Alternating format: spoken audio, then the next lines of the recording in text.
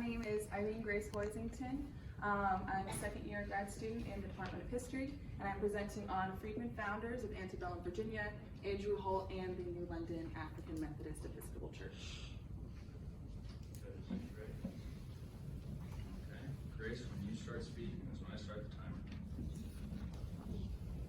In Antebellum, Virginia, both enslaved and free members of the Black population faced nearly insurmountable social and legal opposition. Throughout these trials, many in the Black community found solace in the Christian faith for its messages of hope and freedom in Christ. Although many chose to attend white-led churches, the antebellum period saw the establishment of an independent Black church in the United States. Free Black citizens, with their elevated legal and social status, often played an instrumental role in the establishment of independent Black churches. However, their contributions have been historically overlooked, and the connections between freedmen and the growth of the independent Black church largely unexplored, particularly in rural regions. Thankfully, the nearby historical community of New London provides us with documentation of an antebellum African Methodist Episcopal Church and its founder, a freedman named Andrew Holt. Freedmen held status that uniquely suited them to bolster the independent Black church movement. In Virginia, they rested precariously on the border between slavery and true freedom. Andrew Holt, although a man of affluence in the Black community of New London, continued to face scrutiny in the antebellum period.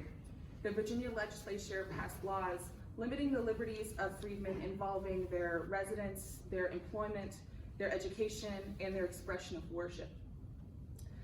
For most of his life, Holt acted in conjunction with harsh Virginia law, navigating manumission expulsion laws by purchasing his sons as slaves and facing arrest for, quote, the unlawful assemblage of people of color in his home.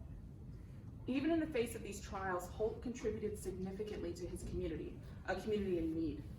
In 1851, he donated a portion of his land for the establishment of the Methodist Episcopal Church for, quote, the benefit of people of color, end quote. Gone were the days of gathering in secret, in the woods, underneath brush arbors. Holt's free status and affluence uniquely positioned him and other freedmen like him to foster the Black church in a more rural region like New London.